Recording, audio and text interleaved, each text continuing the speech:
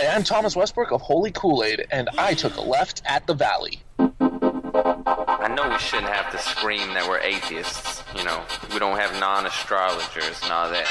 But with the religious people taking over the world, I mean, we can either speak up or be pushed into a corner. I'm proud to be an atheist, a skeptic, a non-believer, an infidel, a heathen. I call it how I see it. I say it's ignorance and you just call it faith in unsubstantiated claims. That's something to be ashamed. I'm an atheist.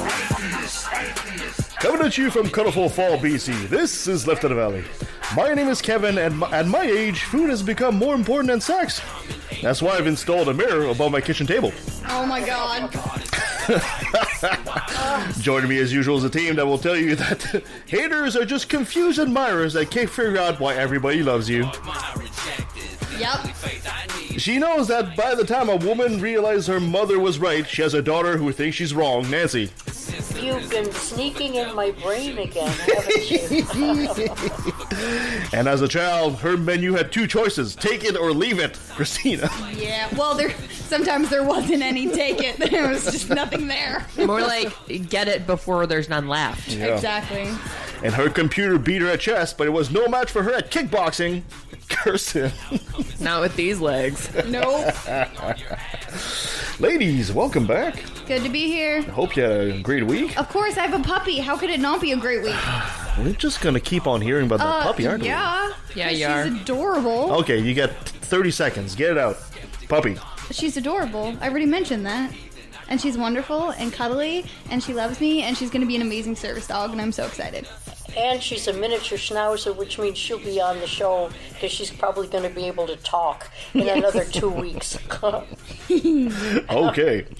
So today we're going to be talking to Deborah McTaggart from the podcast Beyond the Trailer Park. We're going to be answering the letter that we received from one of our listeners, Daryl, about how men, or what men should be able to do to try to make women feel a bit easier in a tense situation. But first, let's do a bit of chit-chat. We just had November 11th last weekend. Any thoughts on November 11th? I've got plenty. Now, I know that November 11th, Memorial Day, is a bit of a sacred cow for Canadians. I sure hope that most of the listeners out there, in Canada anyway, took the chance or to thank a veteran, shake their hand, thank you for him or her for their service. I sure hope you guys had a chance to do that. I'm kind of torn, though, because I almost wanted to do a rant about this last week. I've always used to go to the ceremony, at 11:11 when they read out the names of the deceased and all that. But I'm torn. I haven't gone there for a couple of years now. I skipped it again this year because of the religious overtones in the ceremony. It is blatantly Christian. And it's not because it's Christian. What bothers me about this is, of all the stat holidays that we have during the year, November 11th is probably the most Canadian one we have. Because it really is. It's not about, you celebrate Christmas, but you're really celebrating gift giving. You celebrate Easter, but you're really celebrating chocolate eating. But November 11th, it really is about remembering the fallen. Yeah. And I'm looking at a couple years ago, last time I went to a ceremony, and I was looking at that, and then, of course, you kind of, fine, going through the stupid bishop that's there, to kind of make some kind of Christmas, Christian prayer, and I'm looking on stage, and the members of the military that are there for the ceremony, the veterans, and amongst them are not just white Caucasians. You have members of the Sikh religion, members of Hindus, Muslims. And I found it terrible to see these soldiers there, these brave soldiers, just being very classy and sitting on stage while some rambling Catholic or Christian priests ramble something about, and them being completely ignored. Are they not as Canadian as the rest of us? Well, do they only have a Christian? Yes, it's only a Christian thing, and that bothers me. So they don't have... No, there's no... They don't have anybody representing... No. Well, that's wrong. Besides the soldier on stage, there's no... I don't know if there's like a Sikh priest or whatever. I'm not super familiar with Sikhism. Or there's no imam that comes in there and does an invocation or anything like that. So that really, really bothers me. And it bothers me to think that, like I said, the holiday is probably the most Canadian one because it really represents how we really feel about our veterans. And yet we have this gross oversight. Yeah, I agree. Is it the Canadian Legion that sponsors? Yes. Maybe they need to be. Listen to me already. I'm taking charge here. Maybe they should be approached and brought to their attention, and perhaps there would be a change. They may. I mean, like a lot of other ceremonies, they may be totally oblivious. I think they are. And that's ignorance, and maybe they would be more responsive because they've already experienced seeing a diverse crowd there. Mm-hmm.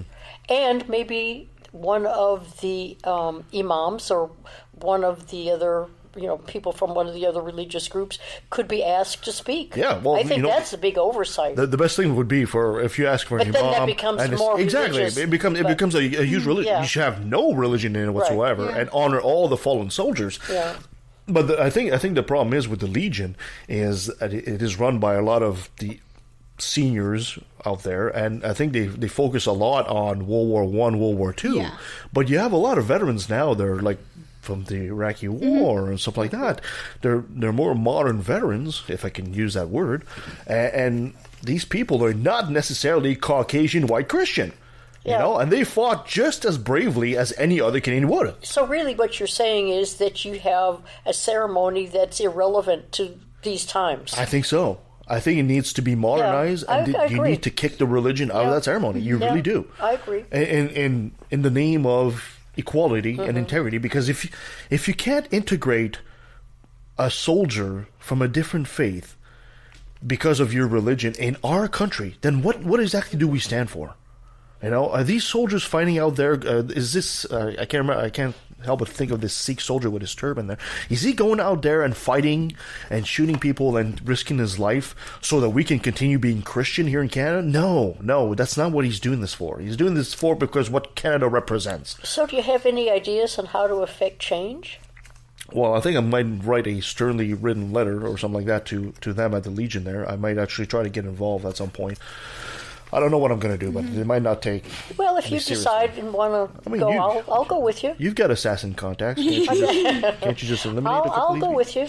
I think if it's approached in a positive way, that they may indeed be open to having other speakers talk about their experiences with war or how it's taken a toll on their community in Canada, just to change it. We'll have to see if we can follow on that. I'll follow up with you for sure. Okay.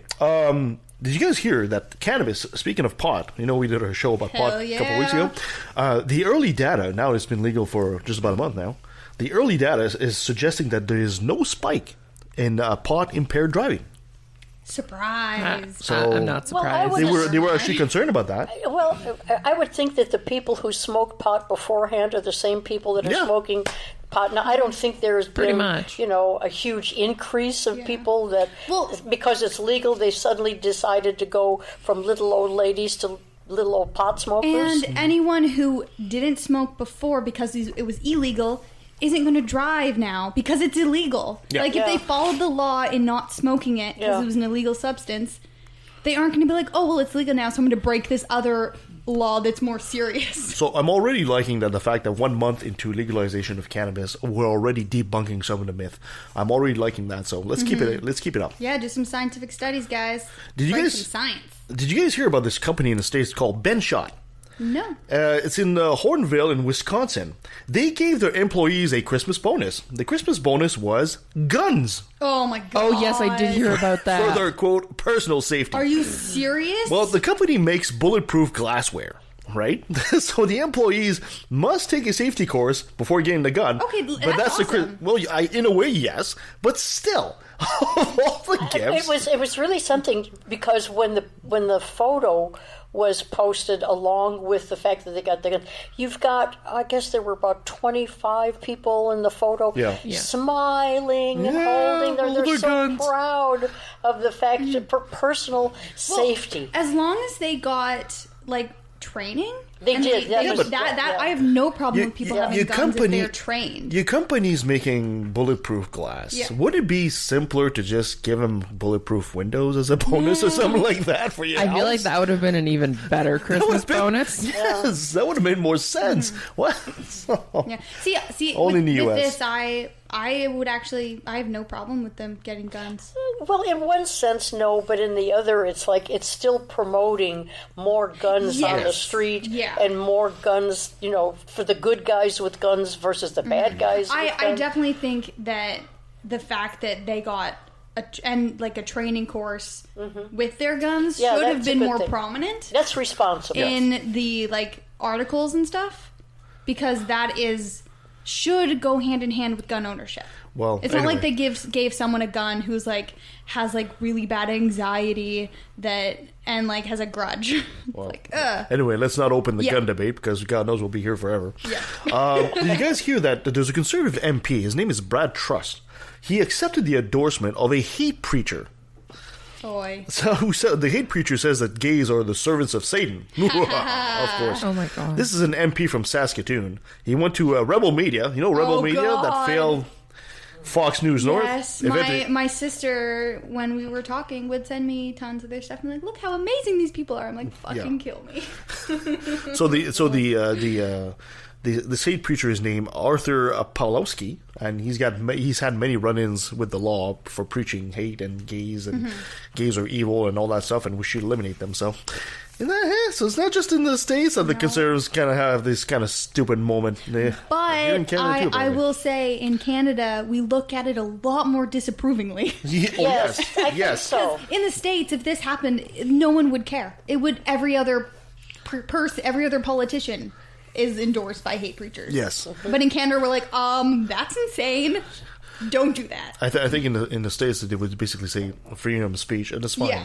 But up here it's like, no, this is hate speech, and you're not allowed to do that. Well, I think that makes a difference. To your point, and I don't know whether this is on your chit chat, and I'm just stepping in it, but to your point, there was we've talked about SOGI up here, the program in public schools that helps to promote bodily autonomy, understanding with gay and transgender people and get rid of some of the bullying. Well, at one of the anti-SOGI meetings, a director of one of the autism groups I think it's a government-sponsored autism group in Vancouver, she attended an anti-SOGI meeting, and she was fired the next week because that doesn't align with the inclusivity that has to do. So, I mean, it was in a blink of an eye. This is wrong. You knew it. You shouldn't have been there. You're out. Yeah. So you're right. I do think that we take action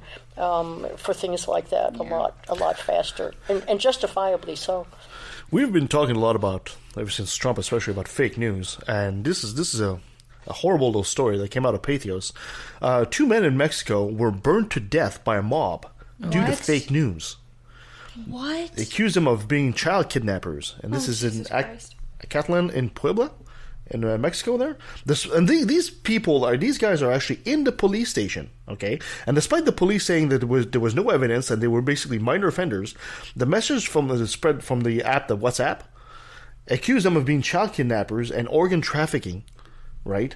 And the mob formed, pitchforks and torches, basically, pulled them out of the police station and burned them. Oh my God. This is the danger of fake news.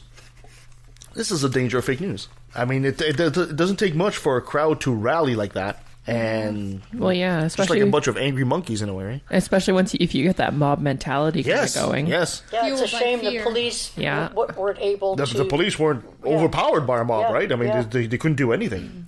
So this is, anyway, we're not going to elaborate too much on that. It's like but going this back to the Salem witch hunt in the 1600s. Exactly.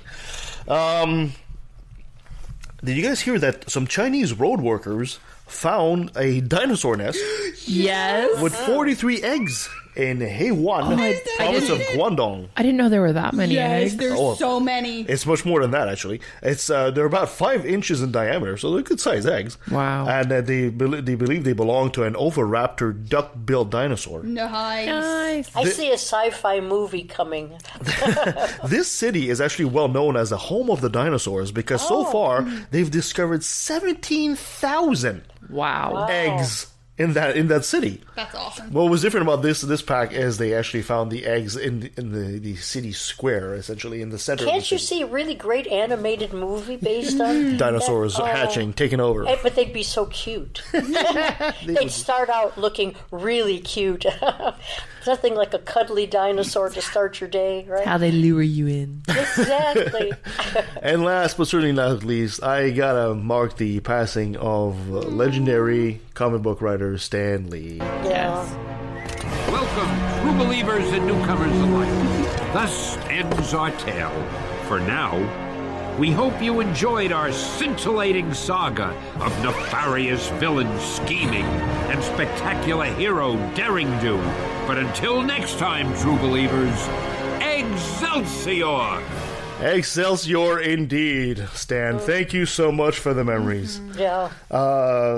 What can you say about this man? I mean, this is a comic book writer. He was a superstar. Yeah, but superheroes are part of our culture and part of our fantasy and part of who we are in many, many ways. And he knew it, and he was creative enough to build an empire on it. And he looked so sympathetic, that guy. I mean, all the cameos, all the movies, I never got to meet him personally, but he looks so sympathetic. I mean, you see Stan Lee, you think, I want to sit down and chat with the guy, right? He looks like your grandpa you just love.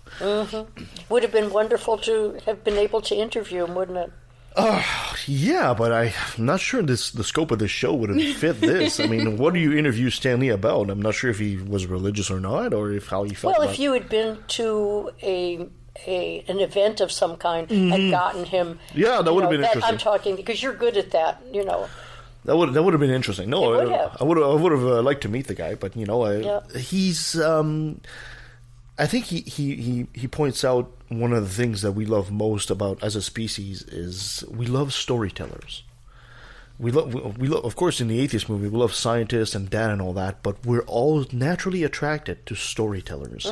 It's one of the greatest things we ever did as a species. We love a good storyteller, and he was that. He was exactly that, So, thank you so much for the memories, Mr. Lee. And hope you, wherever you are, right? Excelsior for sure. All right. Moving on. My dear Nancy, you got a top 10 for us? I sure do. Okay.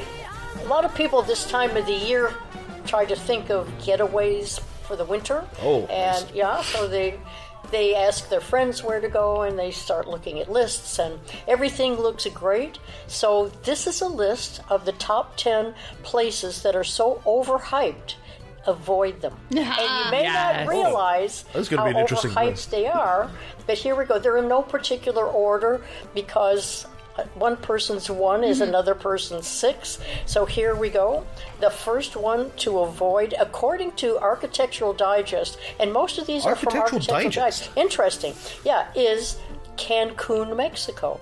Really? Really. Yeah. They say that it used to be a good destination back in the 90s, and it's still growing a little bit in popularity according to Booking.com, but it's kind of lounging around and guzzling watered-down margaritas and baking in the sun, but it's not all that much fun anymore. There's just not the I went to Cancun a few years ago. Yeah, it has so many other amazing places to visit. This is kind of becoming, sort of a watered-down version of why you want to go to Mexico, and it's getting kind of overcrowded and more tourists than the culture as well. Now that you mention it, when I did go to Mexico, I didn't really spend much time at all in Cancun. I actually was outside exploring the pyramids. I mean, some people will still enjoy it. It's just maybe you're right compared to what it was, it's just not as much fun. But if that's your thing, go ahead. No, I'm an explorer. I like to do stuff. Yeah, and here's one that kind of surprised me in a way: Las Vegas. Oh, I'm not surprised by No. that. Not Sin surprised. City. Vegas is way overhyped. Yeah, and the amazingly enough, Las Vegas has become suicide capital. Really? Yeah. Well, everyone goes and blows their money, and they're just like, Yeah. wow, my life is over. But 43 million people visited last year. That's according to the Convention and Visitors Authority. But it's not the way it used to. It's not the way it used to was. Sorry to sound like a little old dumpy lady here, but the clubs and casinos are becoming overpriced. The crowds are an annoyance. Yeah. And the reality just can't live up to the hype. Have you been there? Has anybody been there? I've been through Vegas several times, and frankly, I don't see the attraction to it at all. I mean, the only thing I find interesting about Vegas is you can do things there that you could not really do anywhere else. For example, there is a place, like, for example, where you can take a Lamborghini and race it around the track for like a few laps. It'll cost you $500, but in my lifetime, when am I ever going to be able to do that? Never. Yeah. Exactly. That's the one thing I like. The casinos, the lights, and all that is like, it's way over. I don't see the attraction to it at all. I'm not a gambler. And I spend $20 and I raise an eyebrow and say, do I really need to be here? Yeah, but I mean, if you want to go someplace that's over the top and you're surrounded by a zillion other people all trying to do the same thing at once, it's really better to get out of Las Vegas and go to Boulder City and places around there. Do you think that the part of the hype about Vegas was all these movies like the James Bond, the casino setting, Ocean's 11, and all that stuff? You know, how the glamour. Do you think that really helped maybe overhype what Vegas actually is? A little bit, but I think I never see Brad Pitt in a tux walking by me, but I see a guy bending over puking. Yeah. It's also too hot. But I think, speaking to that, I think part of it is the architecture of Las Vegas. Is when you go into some of these casinos and they're so over the top, luxurious, just to be able to walk around in them, I guess is, such and such movie was made here and now it's recognizable. Yeah, it's a city of excess, and it's a city that really, if it wasn't for the millions of dollars that are poured in there just to keep it going, would just become a ghost town in no time. Oh yeah, it was at one time in my healthy, long existence. As you know, it was part of my sales territory. So I saw the other side of. I saw the other side of Las Vegas. That's when you were dating Dean Martin, right? Yeah, that's that. Oh, he wouldn't have. The family. He was never the same after you guys broke up. No, the family doesn't want that. No. Anyway, here we go. This is interesting to me. Niagara Falls is overhyped. Really? I could agree with that. Yeah. It's kind of all you can do is go look at the falls. Yeah. Yeah, I mean, there again, it's the staying at hotels has become overpriced. Not all of them are really appealing. There are a lot of people wearing ponchos, carrying cameras, and you're kind of caught up in trying to navigate the crowds rather than enjoying the view. But there's another falls that's supposed to be really nice in Portland, Oregon, called Multnomah. I can't even say it. Multnomah Falls. Anybody know of those? No, not familiar with it. Yeah. Okay, here's another one that's interesting. Dubai. Oh, I can see that. Yeah. Yeah, I have anybody got. I've never been, but knowing everything that happens in Dubai and like what it's built on with the slavery and shit, I'm like, no, thank you. It's the Middle East. It's the Middle Eastern version of Vegas. Yeah, it's supposed to be exactly. It's supposed to be like a non-place of a city, and not everybody agrees that it's a non-place, but some people, hate the article because it brings a lot of money, and that's the tourists and so forth. Exactly. But at any rate, choose someplace else. It's a place that is so excessive. They actually have in there in Dubai. There is actually an underground ski hill. What? They put artificial snow underground. You can actually ski in Dubai because there's no way you could do it outside. Yeah. Right? Yeah. So it's like. That's crazy. It's pointless. Why invest so much money to do this? If you're gonna go ski, go ski for real. Surprisingly, here's the next one: is Moscow, and surprisingly, people are going because they feel it's a really interesting destination. But politically, you wonder whether or not if you go. Thank you. you suddenly do something that they don't approve of, whether or not you're going to be able to get on the plane to come home. That would be one. Well, for you, I mean, how many people did you kill in Moscow anyway? Yeah. Hey, You got a lot of contracts. there's no proof. Yeah, sorry. The comments of Kevin are not necessarily those. Yeah, I have to be careful with facial recognition a lot of places that I go. Interestingly enough, Orlando, Florida. Oh, yeah, of course. Where Disneyland is, and they had 113 million visitors last year in Florida, and 66 million of them went to Central Florida. The problem, has anybody been to Orlando? No. It is hot and sweaty and swampy.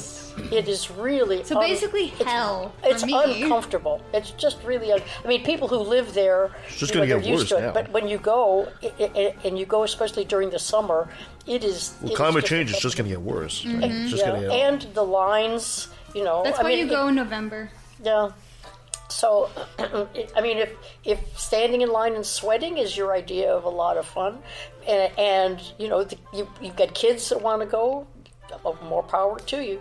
But at Christmas, the hotels are only at 53% occupancy at Christmas, so it may be a good time to go. Yeah. Kind of the best time to go is in the off season. Exactly. Well, that's what I did when I went to Mexico. I went for the Christmas week. It was the best damn thing I ever did. And I told everybody, don't invite me to Christmas parties, don't buy me gifts, I'm out of here. Best damn thing I ever did. It was a relaxing week of vacation. That's awesome. Which is what you want. It's exactly what I wanted. Moving down, Pisa, with the Leaning Tower of Pisa. They still haven't straightened that thing out. No. It's a lot of people have Leaning Tower on their bucket list, so they go, and then once they get there, it's a very small town, and there's not a whole lot to do, except, again, fighting all of the crowds who are all trying to take the same photograph. Same picture of you holding the tower There before you it go. falls. Yeah, holding it up. My friend Allie was there just recently. Actually, she did get a picture with the tower, I think, and there wasn't a lot of people there. Oh, really? Yeah. I hear that usually there's like a lineup just to climb. It's a very short and narrow tower, and I hear there's a lineup to climb up to the top of the tower. Yeah. Interestingly enough, Booking.com says that Christmas week the hotels are at 34% occupancy. So maybe that's when you're. That might be wise because she's there right now, or she's in the area. Also, Italy is expensive to fly there. It really is. Ew. It's not a cheap flight to go there. I mean, if you're going to Tuscany and that's part of the tour anyway, you can be in and out. But just to go because that's a destination. Yeah, that's definitely not the Sorry only about reason that. why she's there. I was talking to a couple of Italians. I was shocked to hear that one of the big problems they have in Italy, snakes. Really? Apparently there are thousands of vipers and snakes. You step on them almost. Oh my gosh. And it's not the first thing that comes to mind at all when you think of it. No. Apparently it's a huge problem. That's wild. Okay, here's one that came as a surprise. Nashville, Tennessee. People really used to go, because it was built on country music, things like that. Well, that was your problem. My sister lives near Nashville. Yeah, but now supposedly again, and the main problem with all of these that were on the list is that there's too many tourists. And that's a problem, especially if you want to go to any of these little bars, that have country music. It's hard to get in. You can't go to these bars because if it's built on country music, you know full well that you've lost your dog, your pickup's broken down, and you've been run out of town. So Nashville's got nothing essentially at this point. No, it doesn't. Everybody's been run out of town. I'm also not huge on country music. No, the countryside around Nashville is gorgeous. That's more interesting. I mean, you can go through Nashville, but then take the time to take the tour. The scenery is just don't do it wonderful. in tornado season. Yeah. Are they in Tornado Alley, Nashville? I don't think Nashville is, but in Tennessee, where my sister is, they're in Tornado Alley. Nashville, are they in Tornado Alley? Not the city of Nashville. Gee, I don't. Well, Tornado Alley is not. It's not a small thing. It's pretty wide.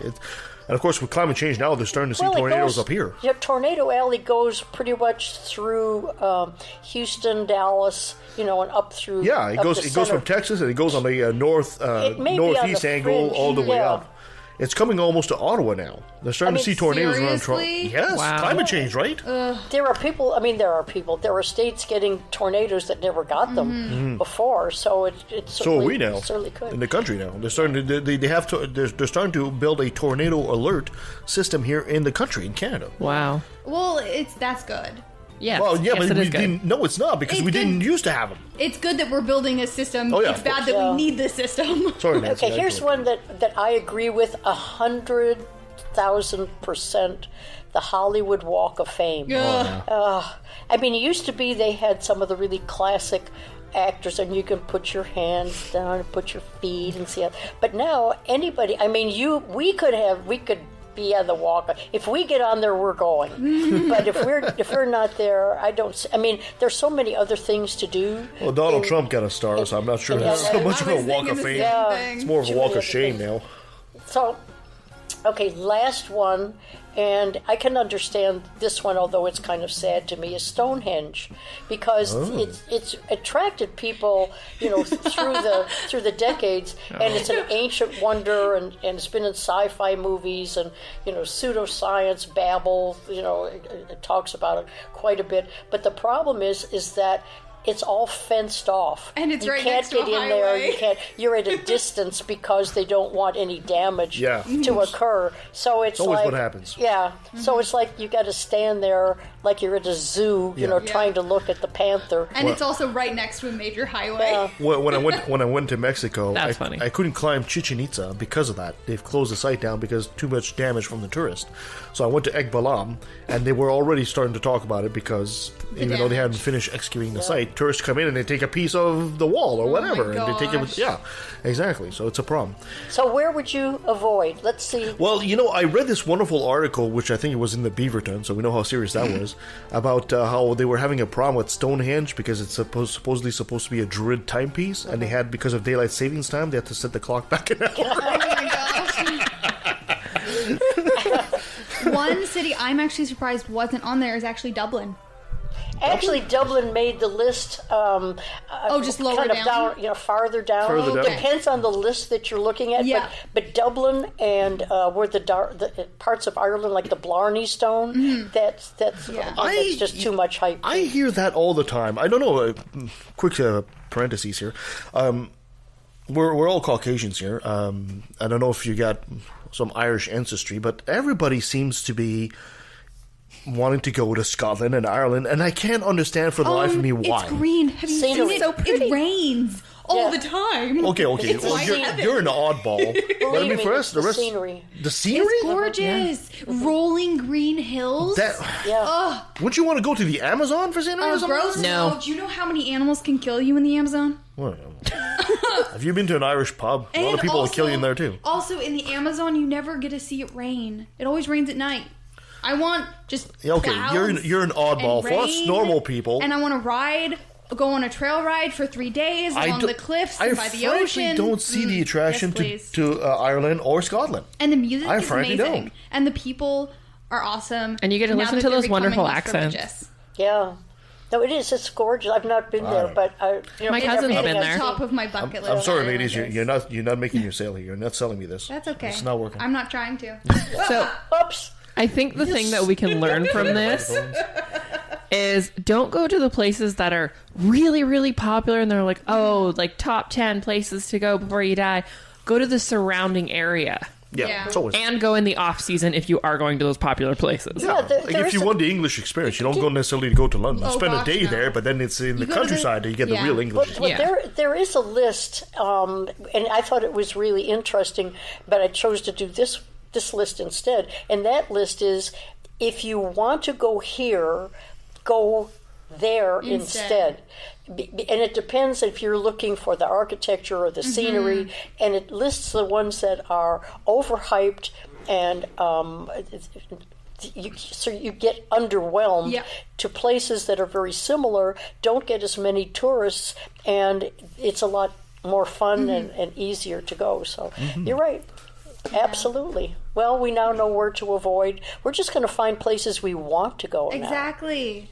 Maybe your next list should be that 10 I tourist think we did. destinations. Well, we or- did. We did we have some done during the year, different places to go. But we'll find another. I one. just want to go to like Norway and Sweden Yeah, I'd be interested. in the summer when there's not too much snow, so you can actually get around. Yeah. But All right, Scandinavia all the way. my dear Kirsten, you have a nice story for us? Never. They're never nice. I have an interesting story for you. Religious people never create nice things. It's another brilliant moment brought to you by so religion. mean. Yes, So- you are me. So I've got some bad news for anyone that likes yoga. Darn. No, not yoga. Yoga. Don't practice yoga because you'll end up demon possessed. Oh, At least according to megachurch pastor John Lindell. damn demons. You know, demons are pretty flexible. Yeah. That's why they like yoga. Yeah. Now I got to take my yoga pants They like back their to the store. hosts being limber. You know full well you're possessed if you got Lululemon. And while surely not intentional, this statement comes about a week after a gunman shot and killed 2 people who were taking a yoga class. Oh my gosh. Lindell told the attendees of a James River Church in Ozark, Missouri, which has a congregation of about 10,500 people, that the positions in yoga were created with demonic intent to open you up to Yes. demonic power because Hinduism is demonic. Well, you see, when you do downward dog and you bend over, you're putting your butt up in the air and you open yourself for demon penetration right there. Oh, Totally. The funny thing Demons love anal. is this like idea isn't actually very rare in Christianity. No, that's the Because worst part of it, isn't it? My cousin who I lived with for a while, like she wanted to do yoga, but she's like, oh, but like the history is Hindu, and like I don't know if like God would approve, and I'm just like, oh wow. Yet you do reflexology. Lindell said the sun salutation, a common sequence of positions in yoga, is meant to worship Surya, the Hindu sun god. To say the positions of yoga are no more than exercise are tantamount to saying water baptism is just aqua aerobics, Lindell said. Well, It's aqua submersion. There's no aerobics involved. well, water baptisms are kind of aqua aerobics if you don't believe in baptisms. And if you aren't Hindu, then whatever religious connotations may exist in yoga are meaningless too.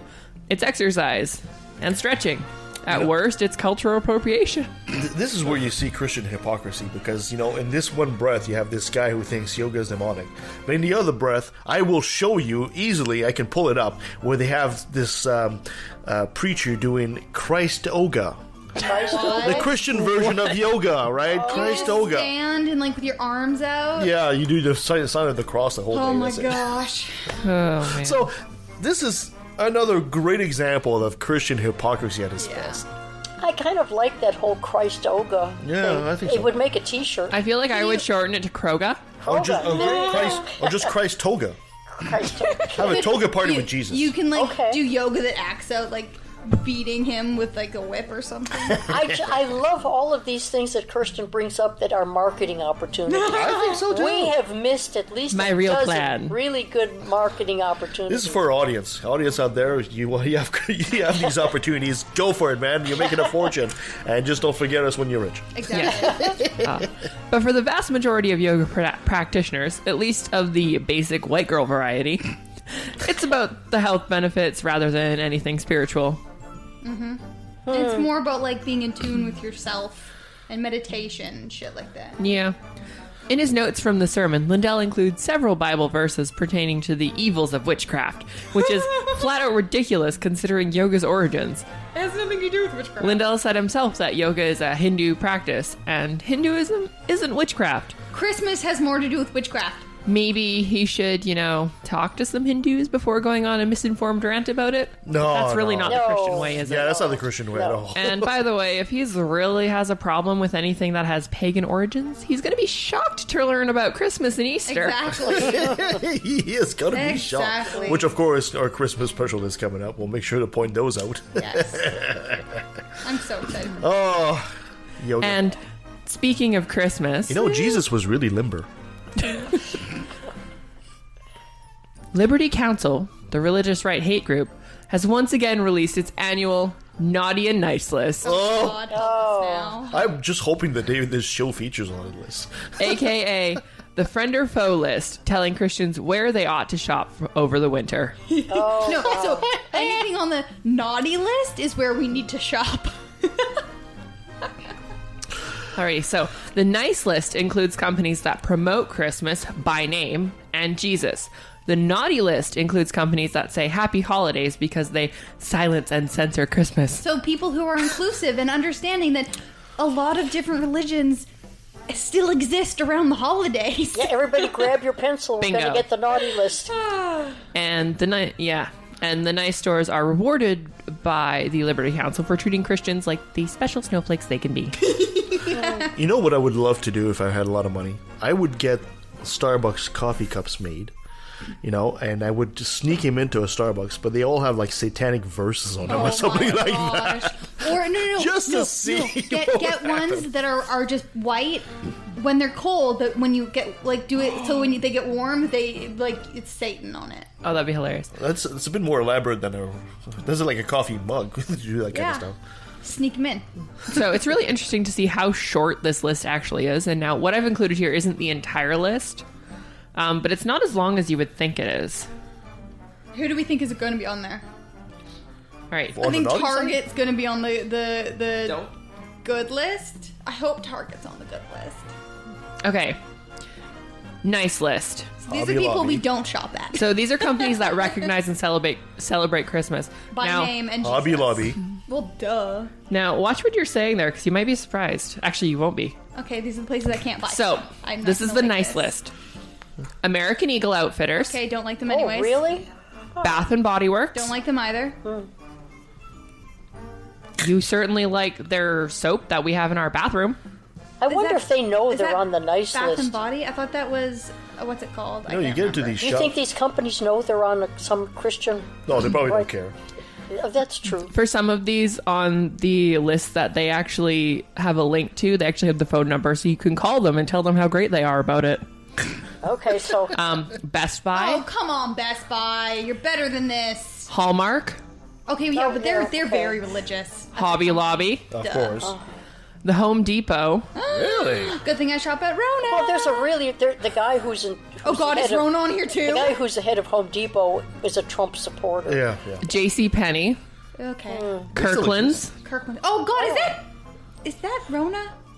No, Kirkland is that No, brand that's for... Costco, That's Yeah. Costco. God damn it, Costco. Kmart, Damn it. Kmart still exists? Oh, in America. yeah, Lowe's, which I believe owns Rona now, God damn. Macy's, Sorry for my language, people. But Sears, They're dead. Staples. Sears is dead.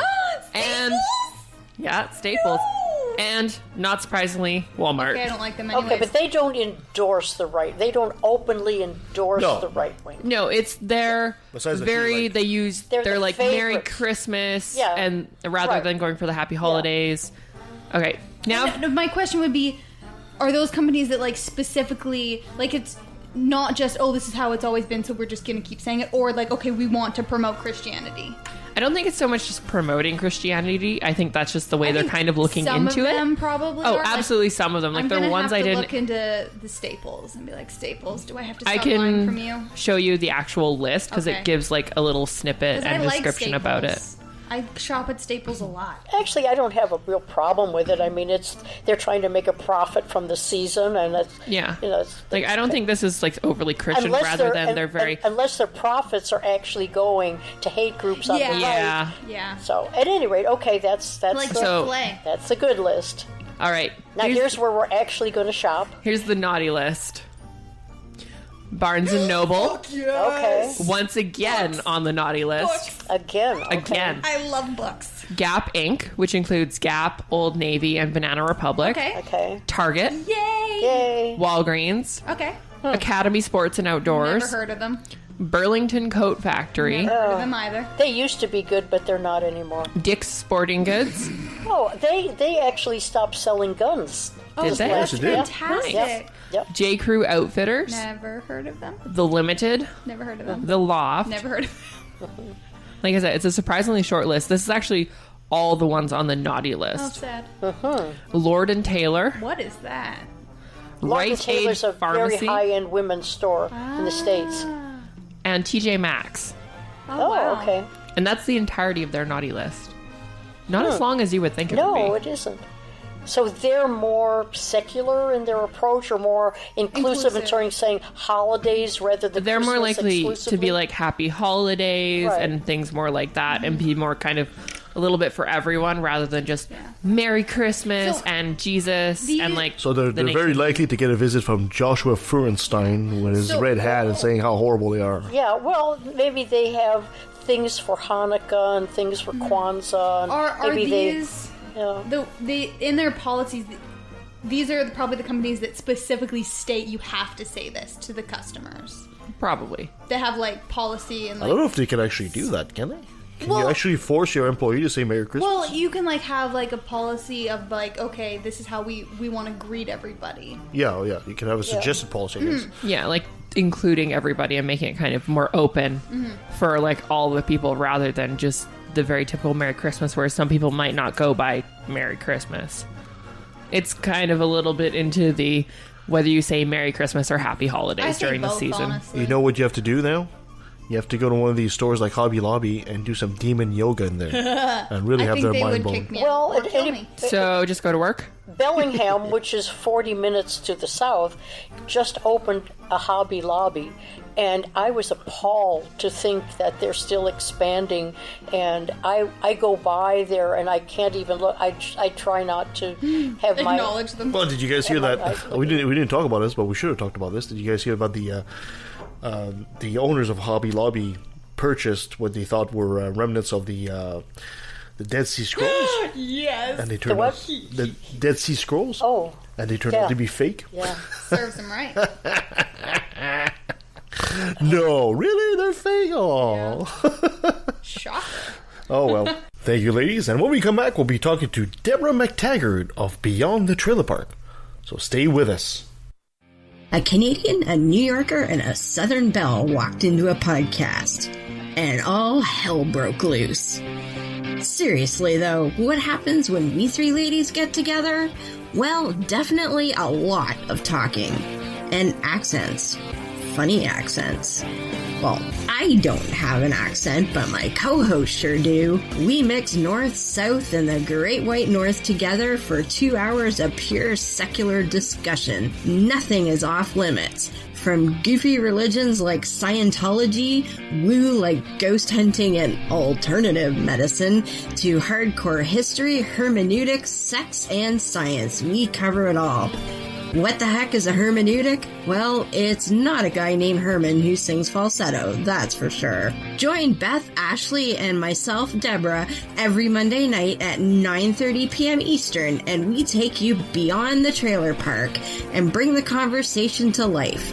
Join us live on YouTube and participate in the conversation via the Q&A system, or catch us later on Spreaker, Stitcher, iTunes, and Nobex.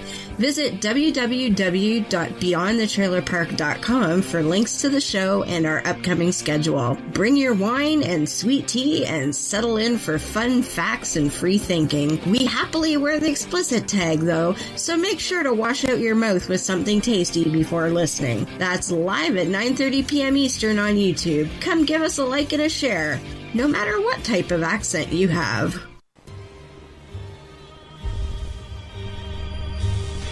Okay, just think about the Muslims at this moment who are blowing themselves up, convinced that they are agents of God's will. There is absolutely nothing that Dr. Craig can say against their behavior in moral terms, apart from his own faith-based claim that they're praying to the wrong God. If they had the right God, what they were doing would be good on divine command theory. Now, I'm obviously not saying that Dr. Craig or all religious people are psychopaths and psychotics, but this to me is the true horror of religion. It allows perfectly decent and sane people to believe by the billions what only lunatics could believe on their own. Okay, if you wake up tomorrow morning thinking that saying a few Latin words over your pancakes is going to turn them into the body of Elvis Presley, okay, you have lost your mind. Okay. But if you think more or less the same thing about a cracker and the body of Jesus, you're just a Catholic.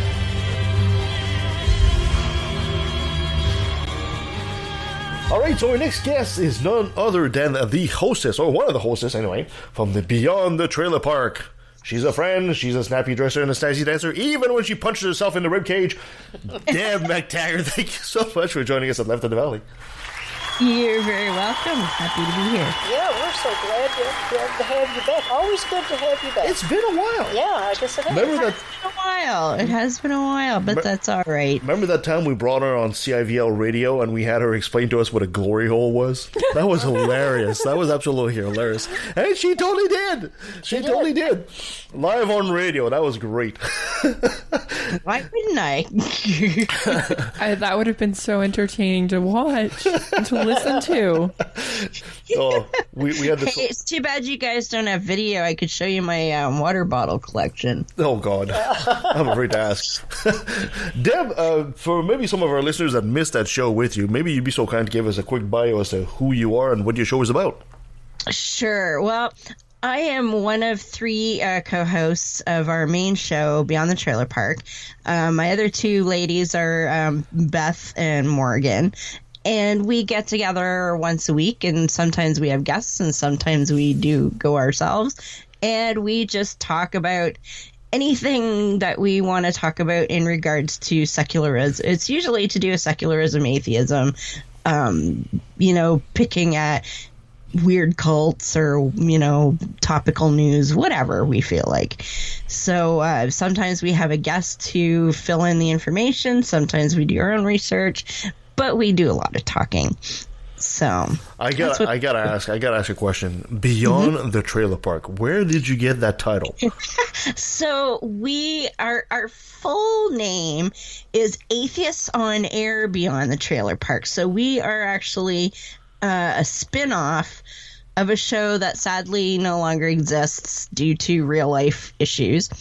And that show was run by a great fellow who went by the name of Cash and his co-host, Professor Steven. Mm-hmm. And the good professor does pop on our show occasionally when he has time. And they had a great show, very folksy. They're both from North Carolina.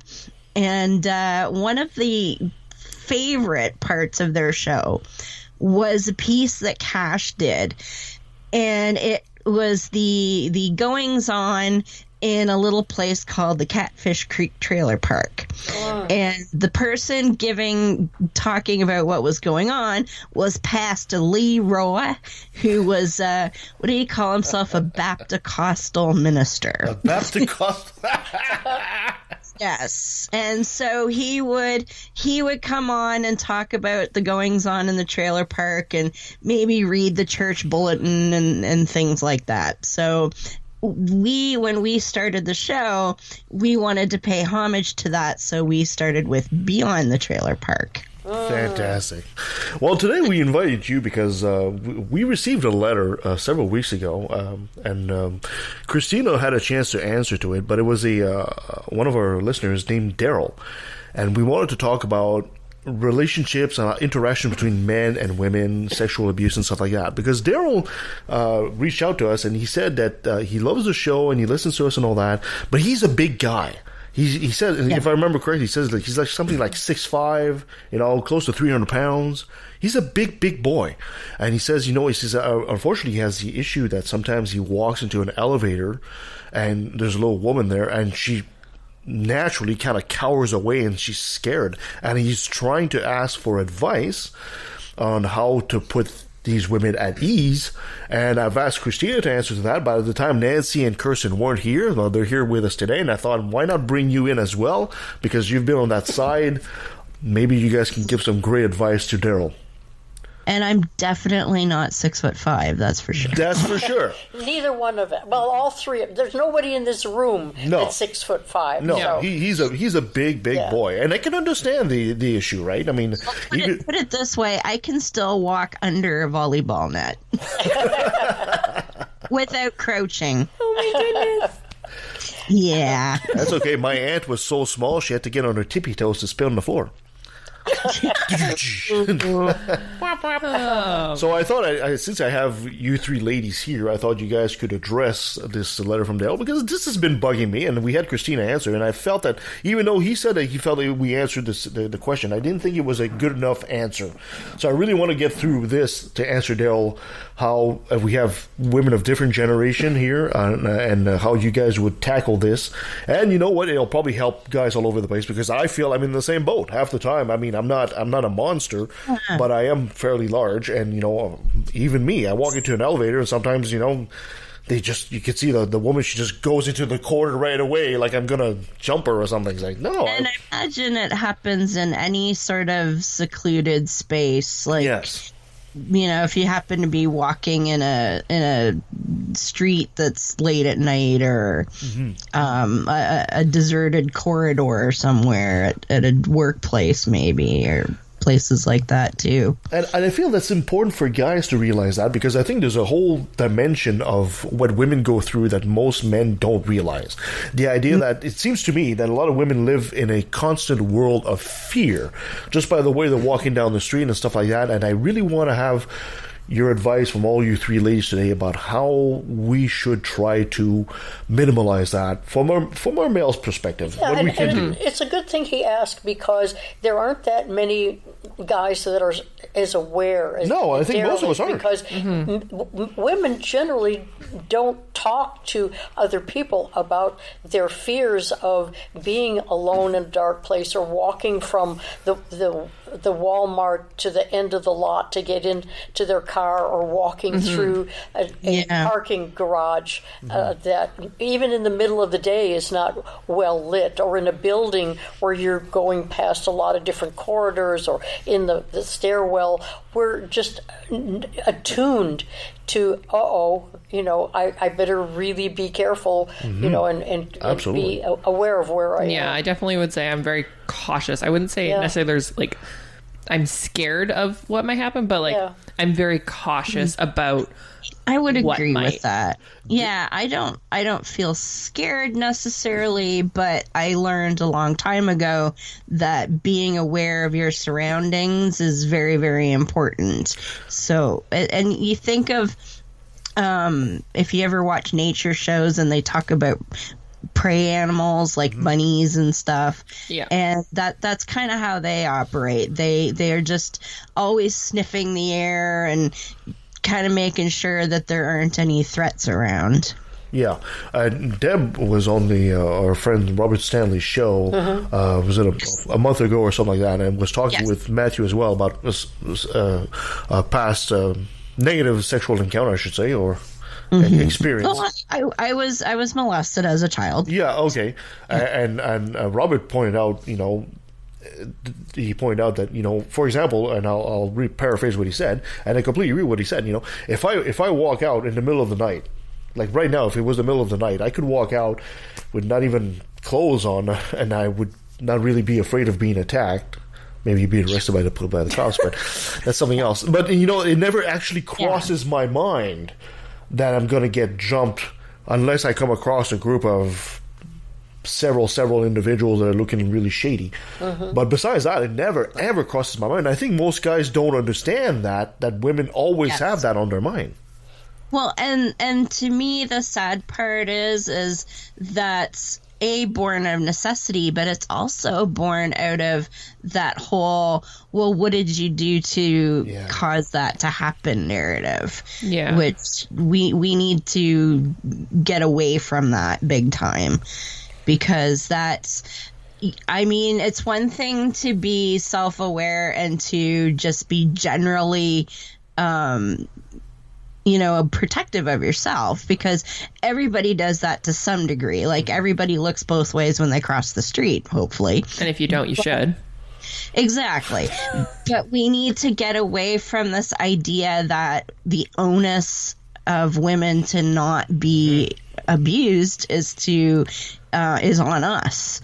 Like that we have to take all the precautions because we're women. That's the part that irks me about it. Yeah, it does me too, and it's almost as though at this point culture has drummed it into our DNA, and it's really tough to overcome it because it's, well, what were you doing out at 2 o'clock in the morning in that parking lot to begin with? Well, what were you wearing? You mean you were wearing a short skirt? Well, why were you wearing something so revealing? Well, why didn't you ask somebody to help? There's no way for a lot of women to just say it wasn't my fault. I wasn't the actor.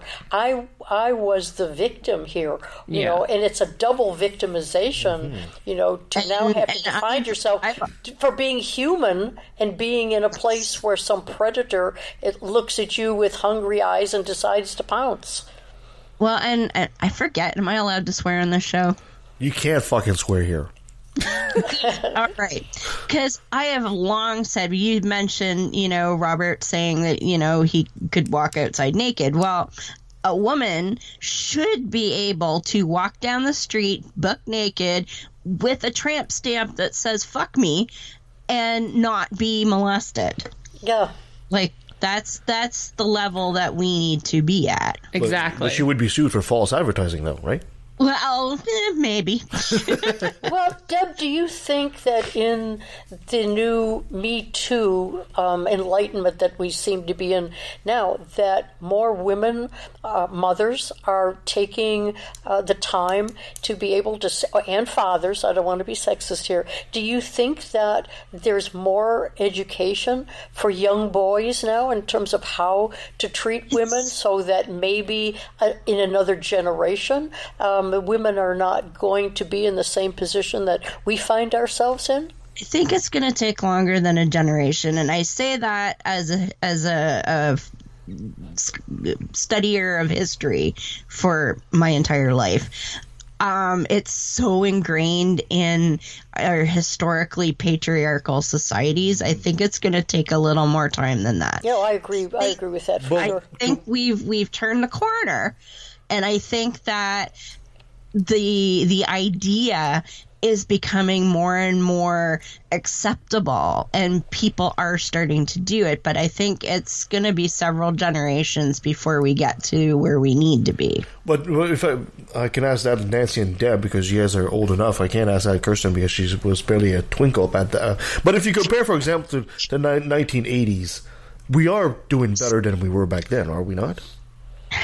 I would think so. Maybe in some ways, but I don't know if a rape case is now in court.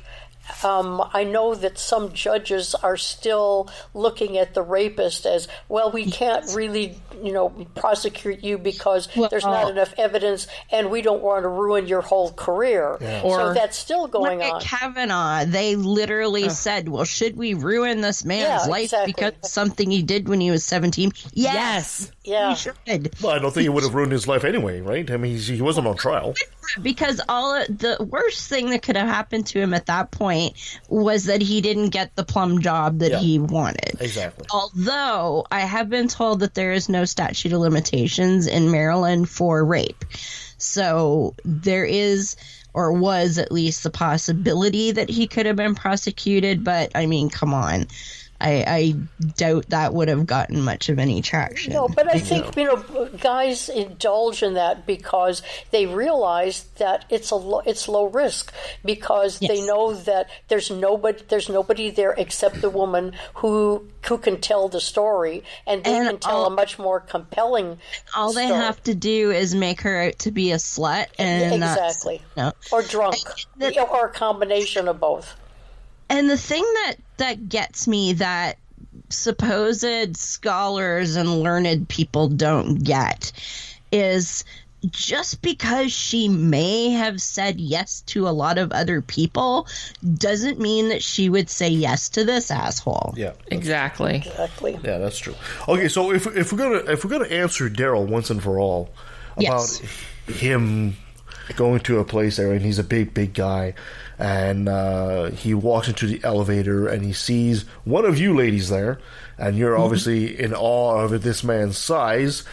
Is there anything you would recommend Daryl do to put you at ease, body language wise? Should he, I see. I have to say, because I learned early that bad shit happens. Mm-hmm. I learned a long time ago how to carry myself and interact with people. So I would not feel intimidated in that situation, because I've learned how to like, for instance, I would probably start a conversation with him, and I would probably make eye contact, but not in a way that could be misconstrued as flirting, but in a way of, I'm here, I see you, I'm in your space, and I'm not intimidated by you, because and here's something that he can keep in his mind. People who target other people for sexual assault or mugging or what have you, they want the easy target. They want somebody who's they think is not gonna give them a lot of trouble. Mm-hmm. So if a woman is looking really shy and, kind of cowery and all of that, I mean, just maybe a friendly smile,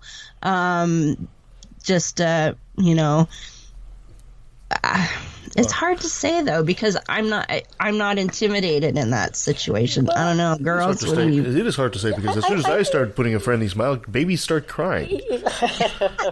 Well, that's just you, Kevin. But I think posture, I think body language means a lot. I think Absolutely. even so, when you walk in, as a woman who either feels confident or not, when you walk into a small space with a large guy, you still are going to, say, I'm going to have to be a little aware. There are very few people, I think, that would feel 100% confident. But from Daryl's point of view, whether or not the woman is feeling confident or not, he wants to create a safe space.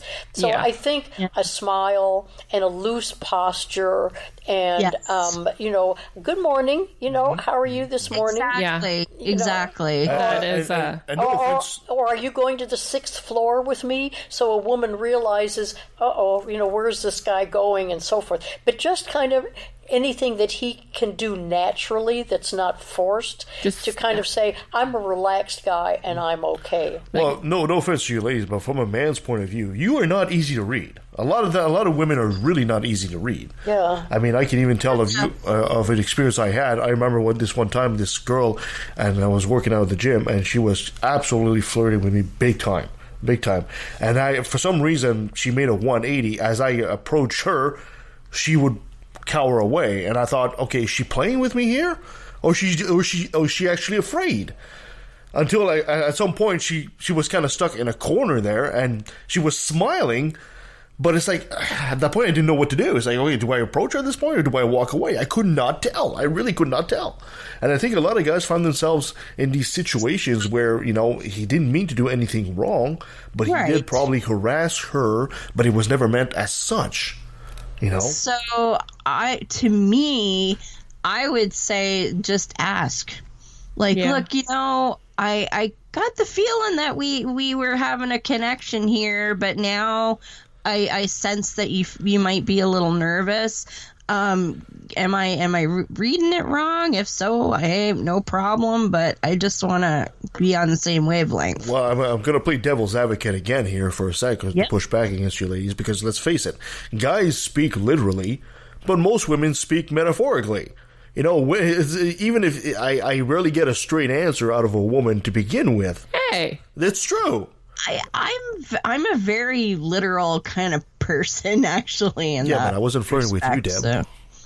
Yeah, well, I could, but my best advice is just always play it cool, as though there's nothing more going on than maybe the beginnings of a friendship, and take it from there, because you can't go wrong with holding yourself back and just acting like the nice guy, brother, friend, cousin, whoever that's visiting, and it's going to be over with in a short period of time. I think that's the best. And then if things progress where there is a connection, where you can have coffee or do whatever, whatever, then, you see where it goes. But in general, if you don't know how you're going to be perceived, be perceived in the least threatening way possible. Very relaxed, open. I think it's just difficult for guys to realize, is she afraid of being chased or she wants me to chase her?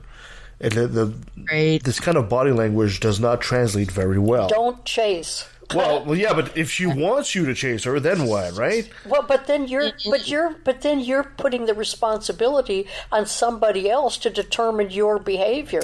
You're in charge of your behavior, which is, I would like to be perceived in a neutral way so that I don't get myself in trouble. I totally understand 5 minutes. But you do also understand a lot of women are still liking the old-fashioned way of having him make the first step, right? Having him come to her. Yeah. And society has made that kind of hard. Exactly. Society has made that kind of hard now. And that's where sometimes you just got to say, look, I know this may not be the most romantic approach, but can we talk exactly what you're thinking here? Can we just be a little bit literal? Or would you like to go for coffee and let's have I see we could probably have a pretty neat conversation if you're available. I mean, if you do that, that's better than suddenly thinking that she really wants me to chase, so I'm going to give her as good as she's giving me. Yeah, but I think people like myself and like Daryl are in this situation where it's like, unless you have a complete straight answer, yes, chase me, you really don't know, right? And at that point, you're almost rolling the dice, right? You say, okay, do I take the chance of doing this? And the consequences can be dire. Mm-hmm. Well, that's just it. And I think that's a situation where an enthusiastic yes is what you want to look for. Mm-hmm. So, and I would say rule of thumb would be, if you're not sure, then, don't. Mm-hmm. Yeah, there's the risk of being misunderstood, by people, even though you're an innocent bystander, so to speak. You just have to, realize I don't want to create anything that will result in consequences. But that's difficult. It really is, because you're trying to think of your role and her role and what society says and so forth. So you've got all this going on and trying to overthink what might be just, hey, let's go for coffee. So we are telling men right now that despite your natural instinct to chase her, and despite the fact that she might want you to chase her, you're better off to play it safe and not. I think that's a call. Is that what we're saying to men here? I think that's a call that the man needs to make is, do you want to pursue that, or do you not want to pursue that? Well, it's some of what his comfort zone is too, but I personally would say hold off and be sure. Yeah, I think the same thing. And maybe going back to the coffee thing, if you think that something positive is going on, if you even say, I've got time for a cup of coffee, would you like to join me? If she says yes or no, you've got kind of a clue as to what's going on. Yeah. No, thanks, but no. The other question would be, well, maybe some other time, and you leave it open. But at least you offer some non-threatening time to spend, and then you gauge what the reaction might be. That seems like it might. What do you think, Deb? Yeah, I was going to say, and if she says no, but in a way that you're like, well, is she saying no because she's actually doesn't have time, or is she saying no because I'm reading this wrong? Wait a while and ask again, but when you ask again, maybe say, hey, I'm having coffee with a couple of friends. There you go. Would you like to join us? Yeah, that might work. I think the third time somebody tells you no, take it as they're not interested. Maybe the second time, but sometimes that takes more subtlety than guys are, always tuned into. Yeah. But women are much more subtle than men in many, many ways, and guys have a tendency to just speak their mind and directly like that. It certainly doesn't make it easy. So Are there signs that you women spot on men, maybe as that guys can take note as a no-no, as that, that automatically triggers your creep aversion? Like, for example, a guy walks in, he's got Crocs. That's horrible. Way too friendly. Way too friendly. I know for... Damn, that sucks. That's like me right there. Oh, no, but there's like... Your way of being friendly is just having an interesting conversation. I'm talking about like the guy, like for instance, I used to work about a block away from where I lived at the time, and I always worked afternoons because I'm a night owl. So I'd always be walking home after midnight, and I can think of one time when it doesn't help that the area that I walked through was where a lot of sex workers would work as well. But this one guy, he follows me, and he's being friendly and nice. And, oh, come on, let's go have a drink. But I could tell that, he'd been drinking, and he was talking a mile a minute. And it was all like, oh, come on, let's go have a drink. Let's go have a drink. And I'm like, I'm tired. I don't know this guy. I'm like, no, thank you. And so, like I said, he didn't say anything threatening. His demeanor was very friendly. He was quite relaxed because I think he'd had several beers before he got out there. But there was he was overly like, oh, come on, you'll have fun, you'll enjoy it, you really, come on, let's go have a drink. Kind of trying to like pressure a little bit, but like in a friendly manner. Yeah, like that's what I mean by too friendly. Like, oh, come on, like not listening too friendly, kind of thing, I guess would be a better way to put it. And that's a good one too, like not listening to what you're saying. Okay, that's a good point. And some guys in an innocent way are touchy-feely, where they'll come up, put their arm around you, and, how you doing, hun? Don't get me started on that. Because see, I think that's a cultural thing. It is, they think it is.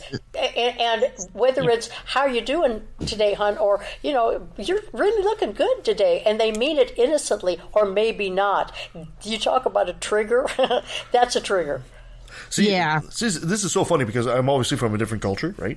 I'm French Canadian, right? So everybody knows that. See, I grew up that as soon as you met somebody of the opposite sex, even if you didn't know her or him, it was kiss on the cheek, right? And even sometimes you even went third, there was even a kiss on the lips. So it was never anything sexual about it. Yeah. It was just a, hey, how you doing? Smooch. Hi, I'm Kevin, blah blah, and what's your name? I'm Julie. But as soon as I moved here to the West Coast, this was just my natural inclination. So thank goodness my brother stopped me because, oh, by the way, this is Lisa. Oh, hi, Lisa. And I just about leaned in. And my brother stopped me because he said, you don't do this here. Because he had arrived here a couple of years before. And as soon as he did that, he was essentially slapped in the face and just about thrown in jail for sexual assault. Yikes. Yeah, I think it is a little bit cultural, but I know, like, when I'm at work and I have, like, there's a guy there, for one thing, don't crowd the woman. I do not appreciate being crowded. And, like, they'll just be, I'm sure they're just being, like, open and friendly. Like, I'm working and they're the customer and whatnot, so I kind of have to be friendly. Okay, well, if it's a worker versus customer relationship, I can understand that. But when you come up and, like, if they put their hand on my shoulder or something like that, I'm like, all right, a slight touch on the shoulder, it's like, I'm not comfortable with it, but it's gone, it's done.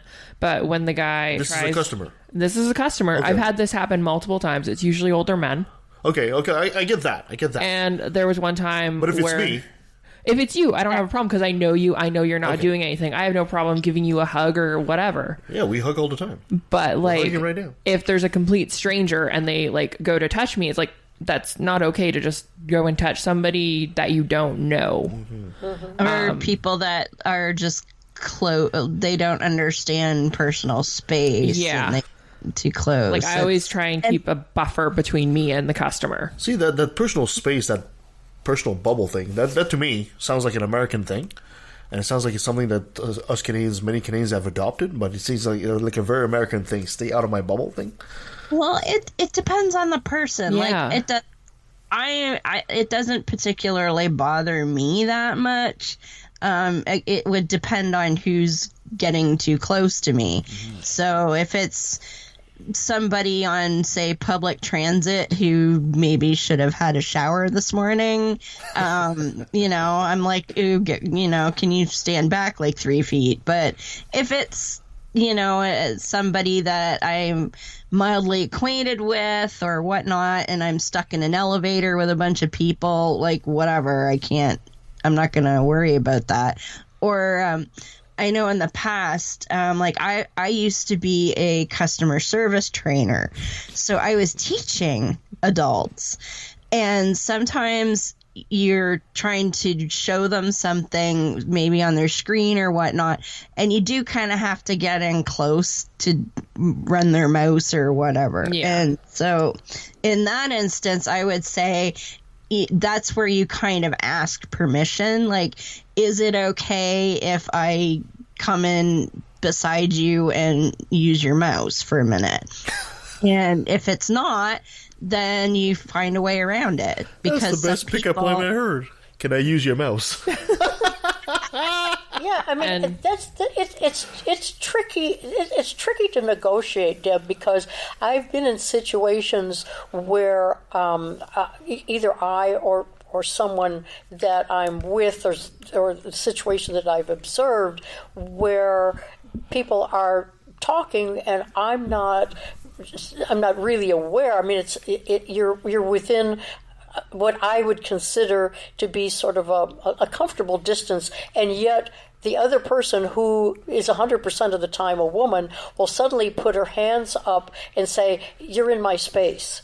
And I understand where she is. I understand that sometimes it takes a lot of bravery to do that her past experiences have maybe caused her to feel a sense of panic if someone gets too close, whether it's a man or a woman. So on the one hand, emotionally and intellectually, I understand it. On the other hand, emotionally and physically, it's, wait a minute, what kind of a wacko is this person to suddenly, say, I'm not comfortable with people this close. Yeah. What is her problem? Yeah. And I can honestly not resolve those two feelings of I understand it and what's her problem? Yeah. Yeah, I get like that sometimes too. Like, I'm a very outgoing person, and I have family and friends who are very intimidated by like crowds of people or just bunches of people that they don't know. And I remember a couple of years ago during Pride in Toronto when Trudeau was there, and it was the biggest crowd they'd ever had. And I had some relatives with me that they're trans and they're, only coming out within like 3 years. So they're still sort of navigating that. And that was their first big outdoor thing. And I'm having a great time weaving in and out and around people, and they were like, they had a significant other with them, and they were like, we need to go somewhere away from people. Mm-hmm. Mm. And I'm thinking, my first reaction, like that in my head, is, but I thought you were having fun. And they were, but what we were doing, weaving down the middle of Church Street, trying to get somewhere in this massive crowd, they couldn't, they'd had enough. They needed to get away from that situation and decompress and just not be enclosed with people like that. Yeah. And it wasn't that anyone had done anything. It was just too much overload for them. Absolutely. Mm-hmm. Hmm. Yeah, and whereas me, it doesn't faze me one iota. I could have been bobbing and weaving in between people for hours. Yeah.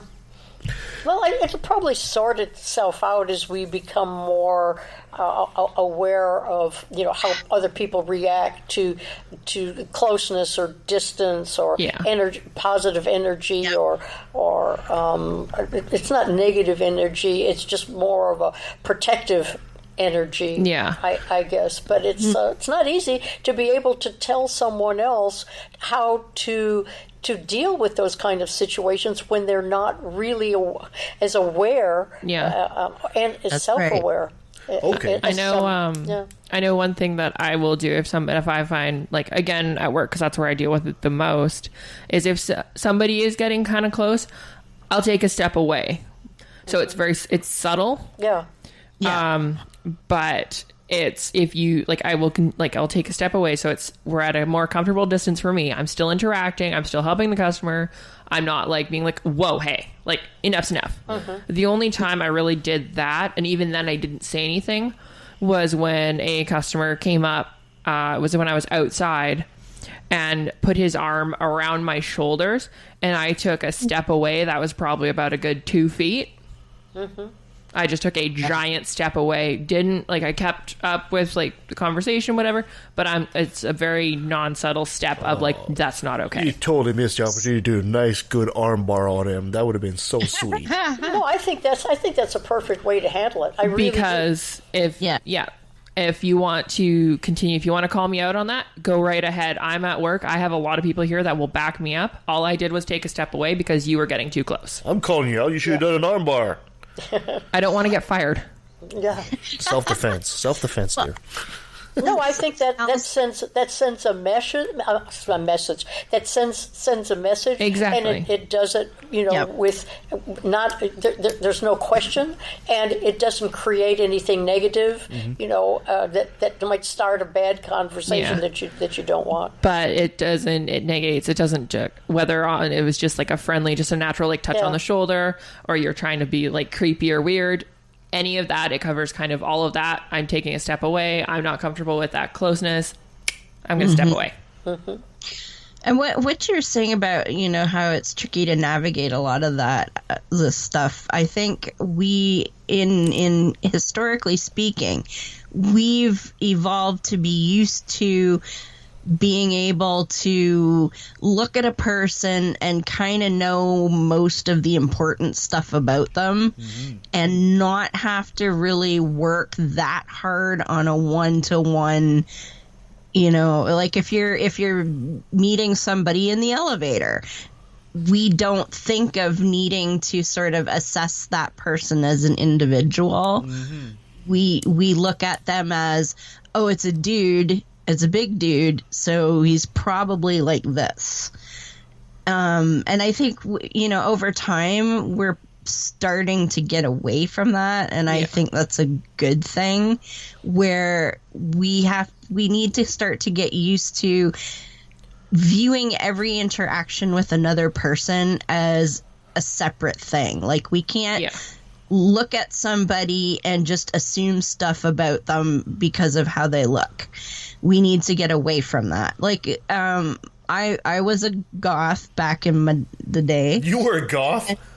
Oh, yeah. Oh, I am so picturing that right now. Oh, my God. That is so awesome. And I was fortunate that I worked in the antiques business where people really kind of like quirky people. They expect that. And so I could be like, mostly, like, I wouldn't put club makeup on necessarily, but, I could get away with a lot. And I always used to dress up like Queen Victoria on Victoria Day and stuff like that. And that was cool. But then as I got older and I started collecting tattoos and stuff like that, and people are like, wow, how are you going to get a job like that? Well, look around. Now you see people with facial piercings and lots of tattoos and, funky colored hair and working with the public. Whereas 20, 30 years ago, people would be like, well, you'll never get a job if you dye your hair purple. Because who would hire that kind of thing? It's like, that old song, long-haired people need not apply. Yep. Yeah. 60s, I forget who sang that, but it's an attitude I think we need to get away from. We need to be able to, when you're interacting with a person, realize that you can't make us any assumptions about them, and that you've pretty much got to start from scratch on every person and glean what you can in the amount of time that you're interacting. Oh, that's really true. But looking at it, from Daryl's. Getting back to Daryl. You can be goth. I can have tattoos all over my body and my head shaved with tattoos on the shaven side, and I can get into an elevator and most people will think, oh God, she's freaking crazy, but they're not going to perceive me as a threat to their well-being. Daryl can get on as a Hell's Angel with his piercings and his shaved head, and I can get on and think, is he a threat to me or not a threat? Now, the Hells Angels guy has a perfect right to be that way. Yeah. Whatever he's doing, however his lifestyle is, he has a right to do that. But how can I look at him and say, oh, freedom of expression, neat, rather than how many floors is it going to take before he grabs me by the throat? Yeah. And that's maybe my problem. Yep. And it's going to take a long, road of re-education, and it's not going to happen with everybody now because there's lots of people out there that can't even look at a trans person without having a conniption. We've all grown with the natural instinct that whatever is strange, this is where it gets stranger, or whatever is different, right, is bad. So this is why Nancy's also so good at being an assassin, because nobody suspects her, right? She just walks into the elevator and says, oh, geez, she's 4'10". She's not going to kill me, but boom, then you're dead. Oh man, one of my our former co-host of ours, Miss Ashley, who's out of Savannah, Georgia. She's what is she, 4'9", and you do not want to mess with her. Well, excuse me for saying this, but I've heard the saying, short people are closer to hell. We are. One last question, ladies, is, do you think that in this brave new world and this new form of society, and if we're going to express, freedom of expression and not think of people as necessarily be terrifying, that women need to step up and be more assertive as to how they feel instead of letting us guess? Do you think women also have a tad of responsibility in this, as to be able to express that this is how they feel at this point? I'll give you a quick example. You remember Sarah and Nancy? She would used to complain to me that she could never get a word edgewise in a conversation with guys. But at the same time, because guys would just jump in with their point, and she said she was too shy to jump in with her point. But at the same time, if we were to stop the conversation to give her a chance to speak, she would find that condescending. So you're damn if you do, you're damn if you don't, right? Yeah. So do women have a bit of a responsibility here to be a bit more aggressive, a bit more assertive, to actually butt in, if I say aggressive, but yet I think assertive is good. And to get rid of that notion that there's a specific way a woman's supposed to act and carry herself, that's bullshit from... Yeah. I know I'm certainly not that. No, hell no. No. I think we're really getting there, because I was a child of the 50s, and a child of the 50s, especially a woman, you lived by certain rules. You lived by the crinoline skirt. You lived by your husband is the head of the household, and you can work as long as it doesn't interfere with putting his dinner on the table. And you respect your husband's work hours and the stress and so forth. And there wasn't the same reciprocal understanding of what a woman's role was. So being assertive, you were bossy. Now, there are some situations in some families where there was a lot of equality, but generally the woman of the 50s was passive or passive-aggressive, but you didn't insert yourself unless you were in a certain profession and had to do so professionally. And we've come a long way from that, but we still are a little bit clueless as to how to go about that and still maintain good relationships. So yes, we need to assert ourselves. I mean, back when my daughter was growing up, I took her to karate lessons so that if she had to assert herself, she could do so physically as well as verbally. And, I know. Yeah, and but it's Deb was saying, it's not going to take a generation, but this is the generation now that is much more tolerant of different behaviors than they were before. They're starting to get it. Yeah, they're starting to get it. Well, there's hope for all this. Yeah. Well, Daryl, I sure hope we finally managed to. I know you said we answered your question, but I really wanted to get everybody a chance to opine on the subject. I sure hope we did that. Deb, thank you so much for joining us today on the show. I really appreciate this. You're welcome. And a quick little vignette. Back in my goth days, I used to party in downtown Toronto a lot.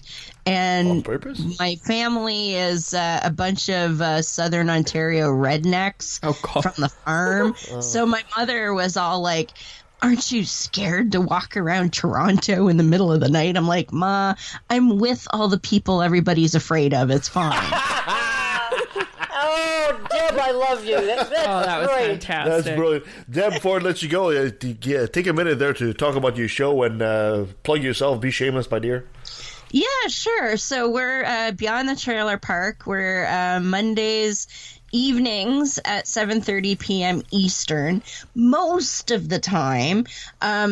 Actually, this week is a little different. We are actually going to be tomorrow at 7:30 p.m. Eastern. That's Sunday, because our guest, who we've had on a couple times, and I always rag on him, he's always busy on Mondays, so we always have to shuffle everything around for him. Oh, we know somebody like that too. Yeah, but we're gonna do an update on the Iglesia Ni Cristo Church, and if you guys have followed, there was the Fifth Estate just did a piece on them last week, and the fellow actually is out in BC, I think, the fellow who escaped from the Philippines and the church and was granted refugee status in Canada because they're pretty sure the church was trying to kill him. So our friend Joe used to be a member of the church, so he has a good insight. We're going to do an update on what's happening with all of that. Oh, sounds great. So the show is Beyond the Trailer Park. Yeah. Yes. Excellent. And also I do now, I haven't updated it in a while because it's terrible, but I do a little thing called full Quranic where I read the Quran so you don't have to, and trust me, you don't want to, but there's about I think about a third of the Quran out there of me reading it, so you can get a taste of what that's like, and that's at www.fullquranic.com. So yeah. Thank you so much, Deb. Before I let you go, I gotta have you say, hi, I'm Deborah McTaggart of Beyond the Trailer Park, and I took a left in the valley. Hi, I'm Deborah McTaggart from Beyond the Trailer Park, and I took a left at the valley. And that was Deborah McTaggart of Beyond the Trailer Park.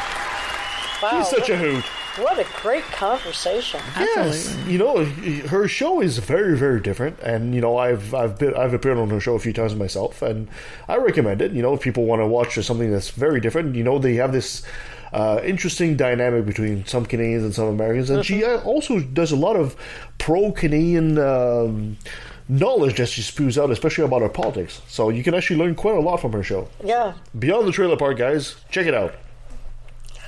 Anytime. I mean, when you really have people where you can turn on the podcast and learn something and be entertained and be absolutely wowed by the depth of what they're covering in the conversation, that's always a good time. You bet. Yeah, they're good at it. Okay. Thank you so much for joining us on the show today, guys, and thank you for following us and listening. And you can follow us at leftandvalley.com. You can follow us on Facebook, on Twitter at LATV Podcasts. You send us an email at leftatvalley@outlook.com. Give us a 5-star review wherever you find us. It really helps us and helps others find the show. And just don't follow us into an elevator. That's all. Coming up next week, we'll be talking to Brent Lee, and a podcaster whose podcast is called Lost in Society. So that should be interesting. Coming down the pipe, we'll also be talking to James Fodor, who will be talking about his book, And He Who Would Not Be Mentioned, William Lane Craig. We'll also have Tom and Cecil joining us in December for the last show before our Christmas special. And, of course, our last show of the year will be the Year in Review. Now, coming up next year, I'm already up there. Remember ladies from Forsaking Faith? Yes. They'll be coming back. They'll be talking to us about, is the Bible something that should be taken literally? Or literature, I should say. In literature.